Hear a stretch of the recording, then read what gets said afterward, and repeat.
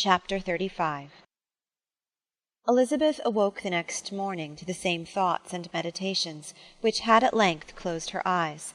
She could not yet recover from the surprise of what had happened. It was impossible to think of anything else, and, totally indisposed for employment, she resolved, soon after breakfast, to indulge herself in air and exercise. She was proceeding directly to her favourite walk, when the recollection of Mr. Darcy's sometimes coming there stopped her, and instead of entering the park, she turned up the lane which led farther from the turnpike road. The park paling was still the boundary on one side, and she soon passed one of the gates into the grounds. After walking 2 or 3 times along that part of the lane, she was tempted, by the pleasantness of the morning, to stop at the gates and look into the park. The 5 weeks which she had now passed in Kent had made a great difference in the country, and every day was adding to the verdure of the early trees. She was on the point of continuing her walk, when she caught a glimpse of a gentleman within the sort of grove which edged the park. He was moving that way, and, fearful of its being Mr. Darcy, she was directly retreating. But the person who advanced was now near enough to see her, and, stepping forward with eagerness, pronounced her name. She had turned away, but on hearing herself called, though in a voice which proved it to be Mr. Darcy, she moved again towards the gate. He had by that time reached it also, and holding out a letter which she instinctively took, said with a look of haughty composure, "I have been walking in the grove some time in the hope of meeting you. Will you do me the honour of reading that letter?" And then, with a slight bow, turned again into the plantation, and was soon out of sight. With no expectation of pleasure, but with the strongest curiosity, Elizabeth opened the letter, and to her still increasing wonder perceived an envelope containing 2 sheets of letter-paper, written quite through in a very close hand. The envelope itself was likewise full. Pursuing her way along the lane, she then began it. It was dated from Rosings at 8 o'clock in the morning, and was as follows. "Be not alarmed, madam, on receiving this letter, by the apprehension of its containing any repetition of those sentiments or renewal of those offers which were last night so disgusting to you. I write without any intention of paining you, or humbling myself, by dwelling on wishes which, for the happiness of both, cannot be too soon forgotten, and the effort which the formation and perusal of this letter must occasion should have been spared, had not my character required it to be written and read. You must, therefore, pardon the freedom with which I demand your attention. Your feelings, I know, will bestow it unwillingly, but I demand it of your justice. 2 offences of a very different nature, and by no means of equal magnitude, you last night laid to my charge. The first mentioned was, that, regardless of the sentiments of either, I had detached Mr. Bingley from your sister, and the other, that I had, in defiance of various claims, in defiance of honour and humanity, ruined the immediate prosperity and blasted the prospects of Mr. Wickham.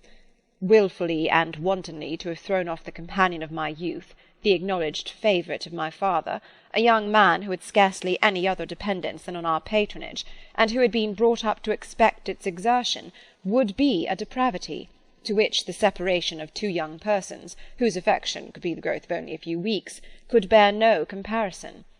But from the severity of that blame which was last night so liberally bestowed respecting each circumstance, I shall hope to be in the future secured, when the following account of my actions and their motives has been read. If, in the explanation of them, which is due to myself, I am under the necessity of relating feelings which may be offensive to yours, I can only say that I am sorry. The necessity must be obeyed, and further apology would be absurd. I had not long been in Hertfordshire, before I saw, in common with others, that Bingley preferred your elder sister to any other young woman in the country.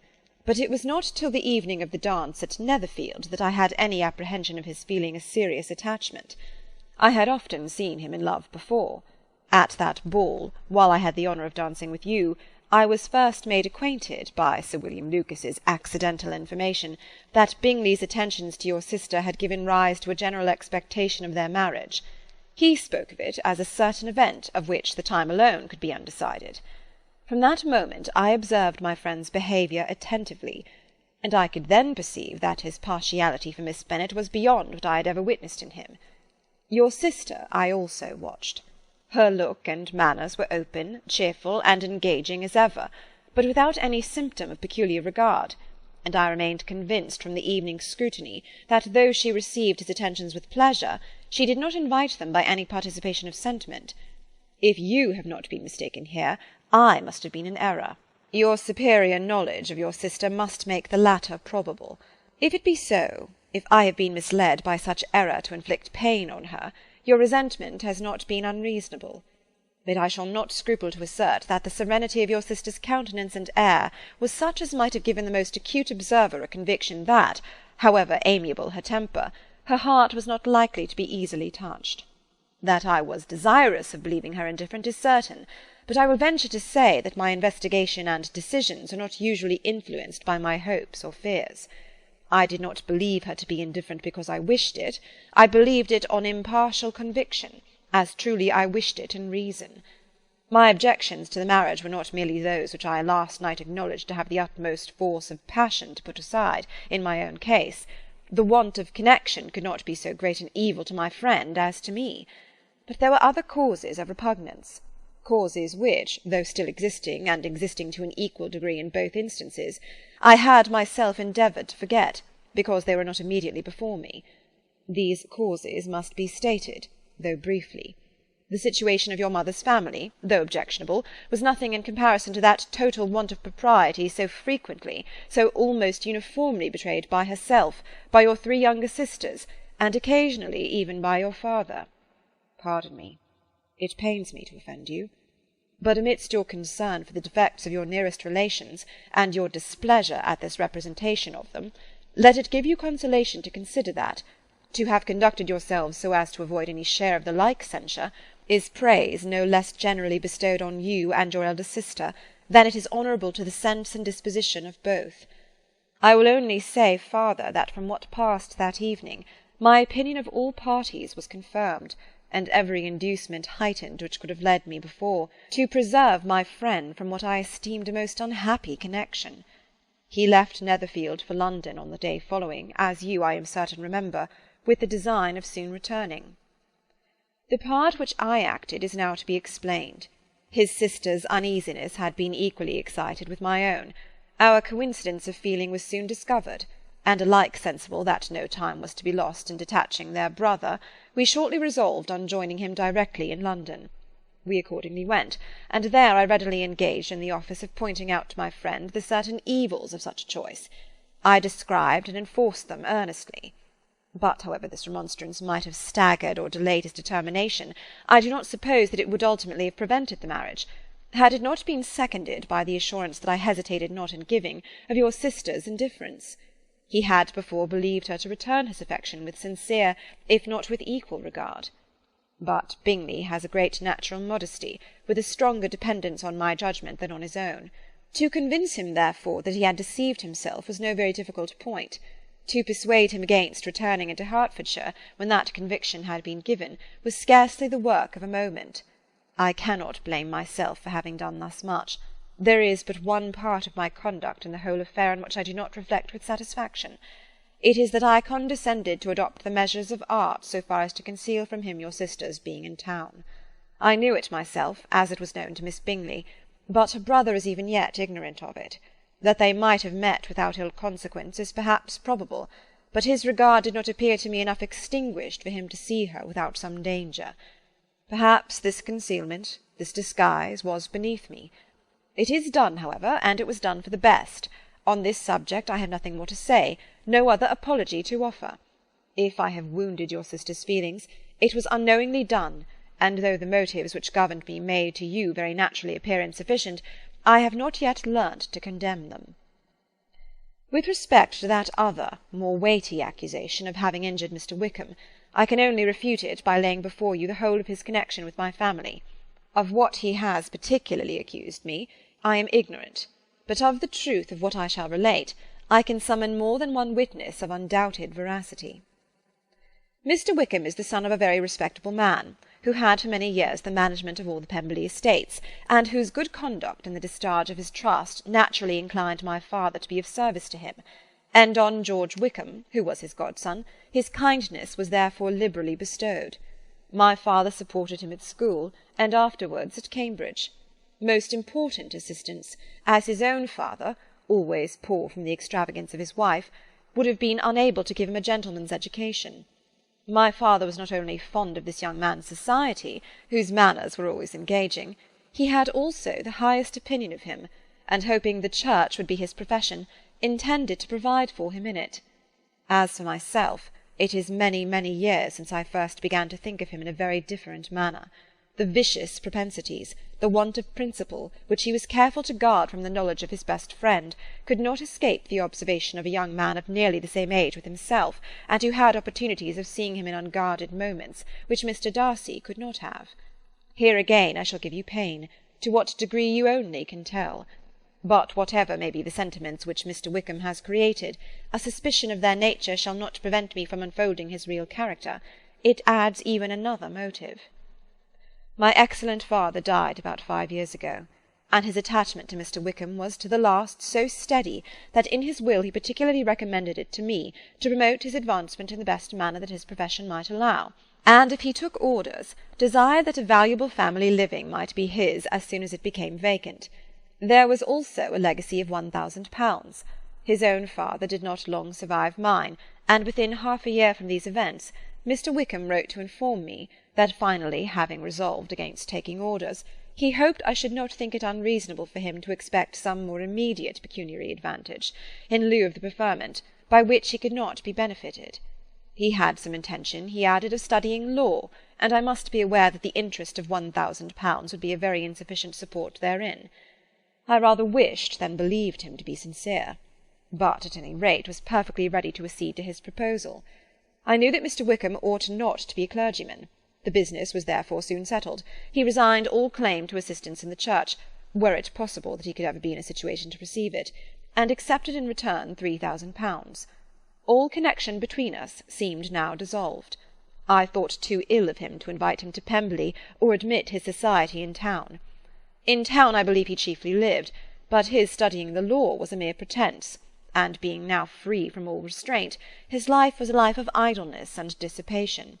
For about 3 years I heard little of him, but on the decease of the incumbent of the living which had been designed for him, he applied to me again by letter for the presentation. His circumstances, he assured me, and I had no difficulty in believing it, were exceedingly bad.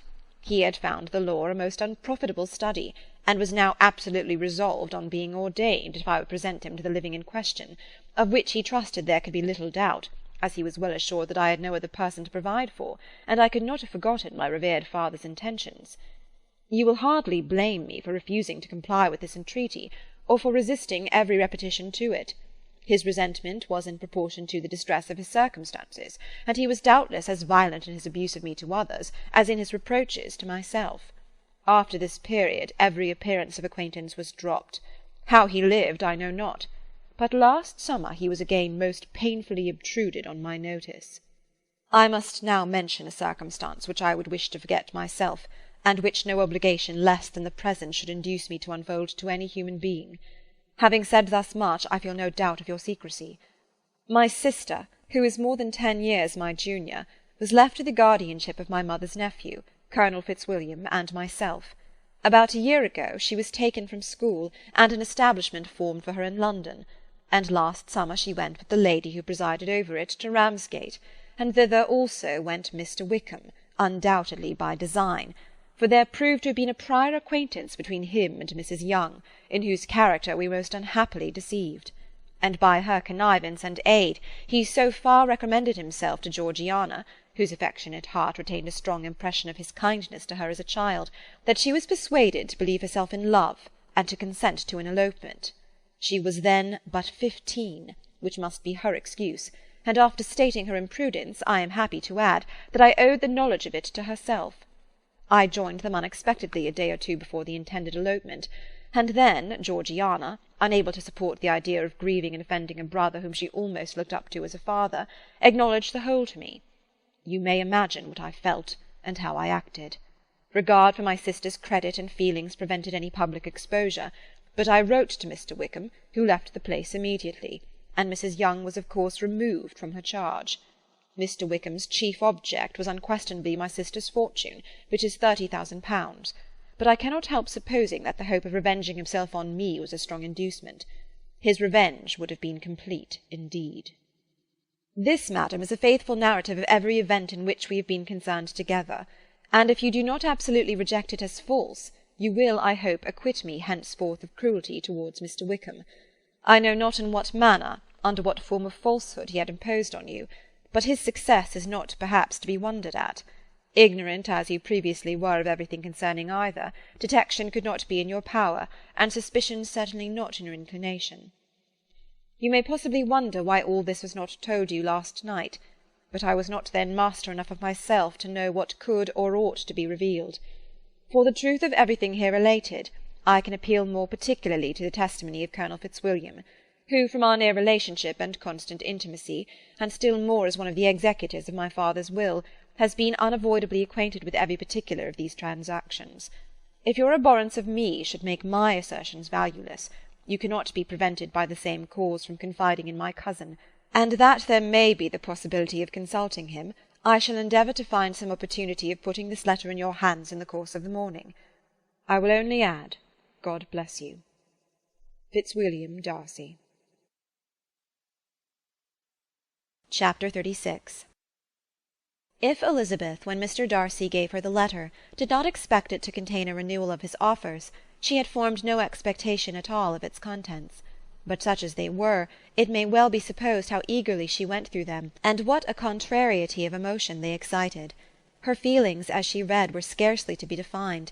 With amazement did she first understand that he believed any apology to be in his power, and steadfastly was she persuaded that he could have no explanation to give which a just sense of shame would not conceal. With a strong prejudice against everything he might say, she began his account of what had happened at Netherfield. She read with an eagerness which hardly left her power of comprehension, and from impatience of knowing what the next sentence might bring, was incapable of attending to the sense of the one before her eyes. His belief of her sister's insensibility she instantly resolved to be false, and his account of the real, the worst objections to the match, made her too angry to have any wish of doing him justice. He expressed no regret for what he had done which satisfied her. His style was not penitent, but haughty. It was all pride and insolence. But when this subject was succeeded by his account of Mr. Wickham, when she read with somewhat clearer attention a relation of events which, if true, must overthrow every cherished opinion of his worth, and which bore so alarming an affinity to his own history of himself, her feelings were yet more acutely painful and more difficult of definition. Astonishment, apprehension, and even horror oppressed her. She wished to discredit it entirely, repeatedly exclaiming, "This must be false! This cannot be! This must be the grossest falsehood!" And when she had gone through the whole letter, though scarcely knowing anything of the last page or two, put it hastily away, protesting that she would not regard it, that she would never look in it again. In this perturbed state of mind, with thoughts that could not rest on anything, she walked on, but it would not do. In half a minute the letter was unfolded again, and collecting herself as well as she could, she again began the mortifying perusal of all that related to Wickham, and commanded herself so far as to examine the meaning of every sentence.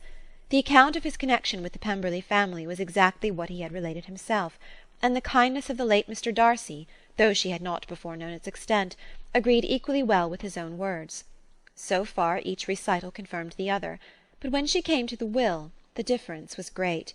What Wickham had said of the living was fresh in her memory, and as she recalled his very words, it was impossible not to feel that there was gross duplicity on one side or the other, and for a few moments she flattered herself that her wishes did not err. But when she read and re-read with the closest attention the particulars immediately following of Wickham's resigning all pretences to the living, of his receiving in lieu so considerable a sum as £3,000, again was she forced to hesitate. She put down the letter, weighed every circumstance with what she meant to be impartiality, deliberated on the probability of each statement, but with little success. On both sides it was only assertion. Again she read on, but every line proved more clearly that the affair, which she had believed it impossible that any contrivance could so represent as to render Mr. Darcy's conduct in it less than infamous, was capable of a turn which must make him entirely blameless throughout the whole. The extravagance and general profligacy which he scrupled not to lay at Mr. Wickham's charge exceedingly shocked her, the more so as she could bring no proof of its injustice. She had never heard of him before his entrance into the shire militia, in which he had engaged at the persuasion of the young man who, on meeting him accidentally in town, had there renewed a slight acquaintance. Of his former way of life nothing had been known in Hertfordshire but what he told himself. As to his real character, had information been in her power, she had never felt a wish of inquiring. His countenance, voice, and manner had established him at once in the possession of every virtue. She tried to recollect some instance of goodness, some undistinguished trait of integrity or benevolence, that might rescue him from the attacks of Mr. Darcy, or at least, by the predominance of virtue, atone for those casual errors under which she would endeavour to class what Mr. Darcy had described as the idleness and vice of many years' continuance. But no such recollection befriended her. She could see him instantly before her, in every charm of air and address, but she could remember no more substantial good than the general approbation of the neighbourhood, and the regard which his social powers had gained him in the mess. After pausing on this point a considerable while, she once more continued to read. But alas! the story which followed, of his designs on Miss Darcy, received some confirmation from what had passed between Colonel Fitzwilliam and herself only the morning before, and at last she was referred for the truth of every particular to Colonel Fitzwilliam himself, from whom she had previously received the information of his near concern in all his cousin's affairs, and whose character she had no reason to question. At one time she had almost resolved on applying to him, but the idea was checked by the awkwardness of the application, and at length wholly banished by the conviction that Mr. Darcy would never have hazarded such a proposal if he had not been well assured of his cousin's corroboration.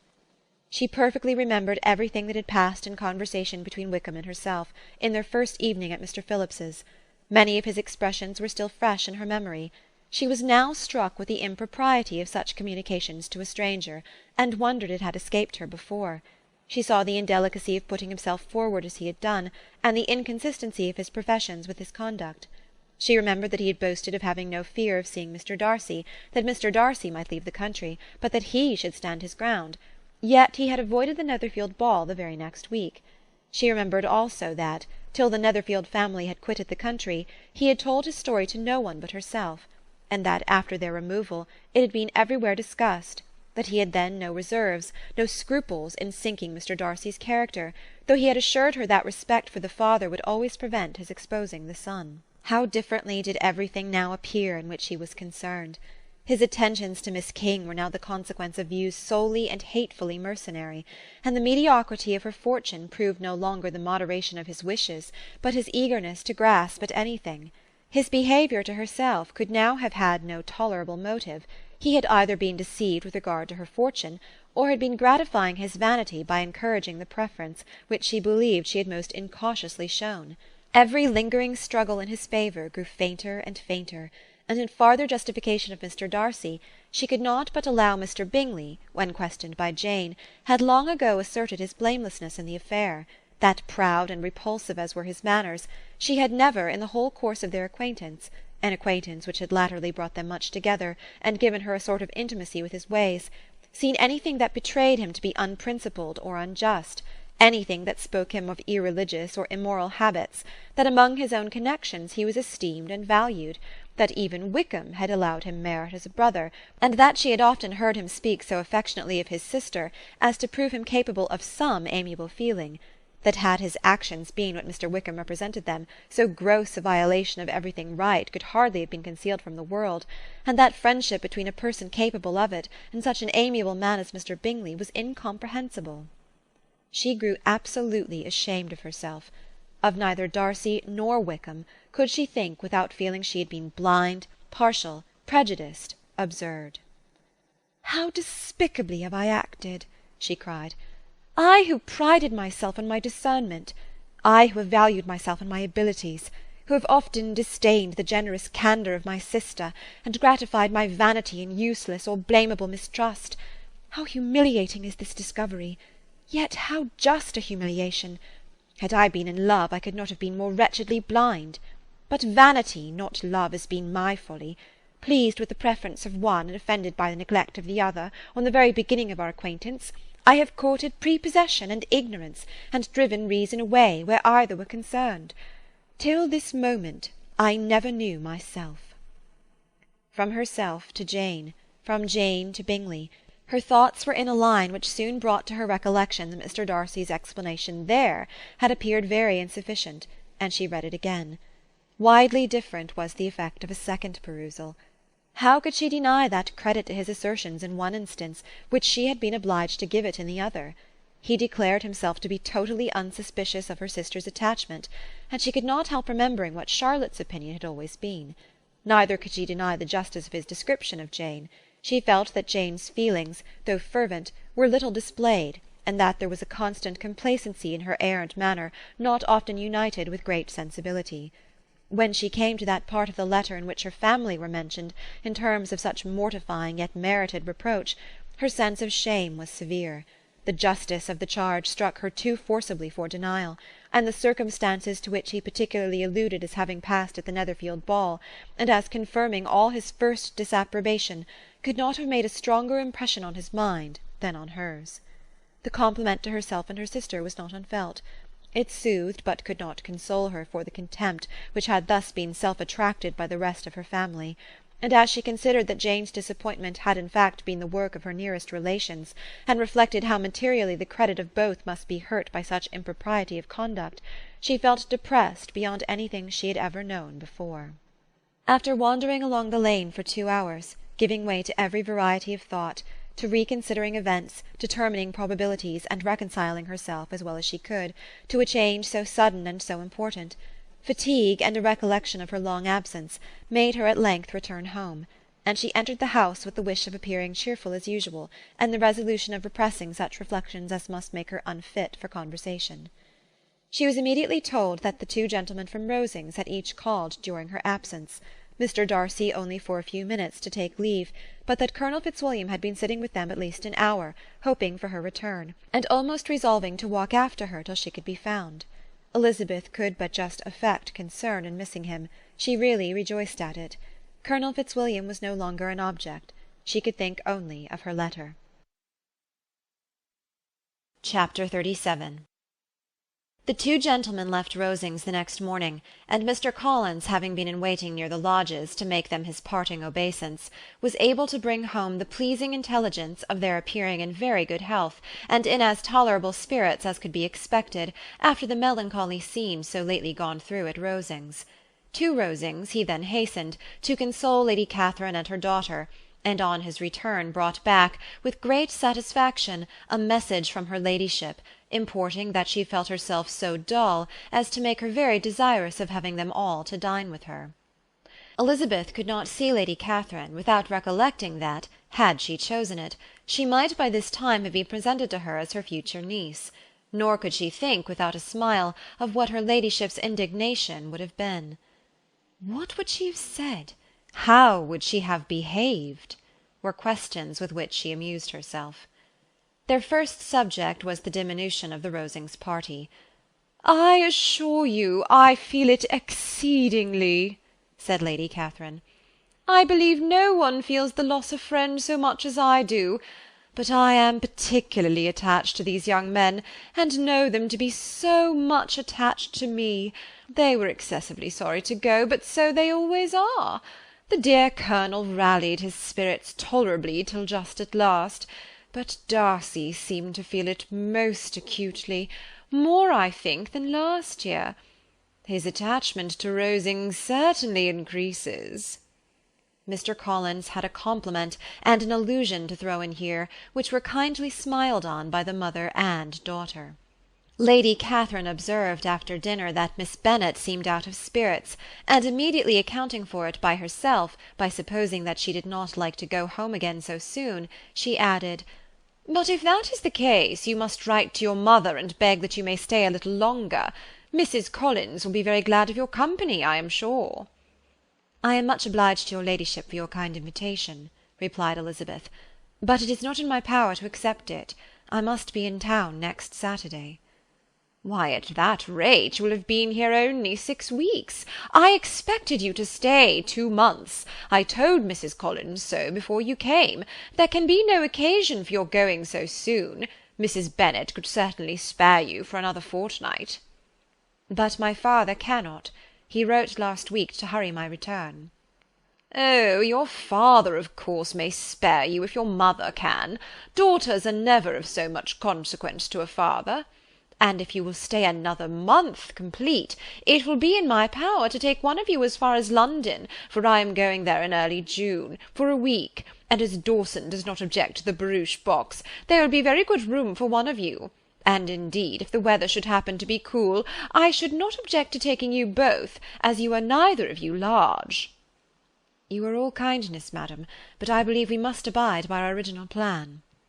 Lady Catherine seemed resigned. "Mrs. Collins, you must send a servant with them. You know I always speak my mind, and I cannot bear the idea of two young women travelling post by themselves. It is highly improper. You must contrive to send somebody. I have the greatest dislike in the world to that sort of thing. Young women should always be properly guarded and attended, according to their situation in life. When my niece Georgiana went to Ramsgate last summer, I made a point of her having two men-servants to go with her. Miss Darcy, the daughter of Mr. Darcy of Pemberley, and Lady Anne, could not have appeared with propriety in a different manner. I am excessively attentive to all those things. You must send John with the young ladies, Mrs. Collins. I am glad it occurred to me to mention it, for it would really be discreditable to you to let them go alone." "My uncle is to send a servant for us." "Oh, your uncle? He keeps a man-servant, does he? I am very glad you have somebody who thinks of these things. Where shall you change horses? Oh, Bromley, of course. If you mention my name at the bell, you will be attended to." Lady Catherine had many other questions to ask respecting their journey, and as she did not answer them all herself, attention was necessary, which Elizabeth believed to be lucky for her, or with a mind so occupied she might have forgotten where she was. Reflection must be reserved for solitary hours. Whenever she was alone she gave way to it as the greatest relief, and not a day went by without a solitary walk, in which she might indulge in all the delight of unpleasant recollections. Mr. Darcy's letter she was in a fair way of soon knowing by heart. She studied every sentence, and her feelings towards its writer were at times widely different. When she remembered the style of his address, she was still full of indignation, but when she considered how unjustly she had condemned and upbraided him, her anger was turned against herself, and his disappointed feelings became the object of compassion. His attachment excited gratitude, his general character respect, but she could not approve him, nor could she for a moment repent her refusal, or feel the slightest inclination ever to see him again. In her own past behaviour there was a constant source of vexation and regret, and in the unhappy defects of her family a subject of yet heavier chagrin. They were hopeless of remedy. Her father, contented with laughing at them, would never exert himself to restrain the wild giddiness of his youngest daughters, and her mother, with manners so far from right herself, was entirely insensible of the evil. Elizabeth had frequently united with Jane in an endeavour to check the imprudence of Catherine and Lydia, but while they were supported by their mother's indulgence, what chance could there be of improvement? Catherine, weak-spirited, irritable, and completely under Lydia's guidance, had been always affronted by their advice, and Lydia, self-willed and careless, would scarcely give them a hearing. They were ignorant, idle, and vain. While there was an officer in Meryton they would flirt with him, and while Meryton was within a walk of Longbourn they would be going there for ever. Anxiety on Jane's behalf was another prevailing concern, and Mr. Darcy's explanation, by restoring Bingley to all her former good opinion, heightened the sense of what Jane had lost. His affection was proved to have been sincere, and his conduct cleared of all blame, unless any could attach to the implicitness of his confidence in his friend. How grievous, then, was the thought that, of a situation so desirable in every respect, so replete with advantage, so promising for happiness, Jane had been deprived, by the folly and indecorum of her own family. When to these recollections was added the development of Wickham's character, it may be easily believed that the happy spirits which had seldom been depressed before were now so much affected as to make it almost impossible for her to appear tolerably cheerful. Their engagements at Rosings were as frequent during the last week of her stay as they had been at first. The very last evening was spent there, and her ladyship again inquired minutely into the particulars of their journey, gave them directions as to the best method of packing, and was so urgent on the necessity of placing gowns in the only right way, that Maria thought herself obliged, on her return, to undo all the work of the morning, and pack her trunk afresh. When they parted, Lady Catherine, with great condescension, wished them a good journey, and invited them to come to Hunsford again next year, and Miss de Bourgh exerted herself so far as to curtsy and hold out her hand to both.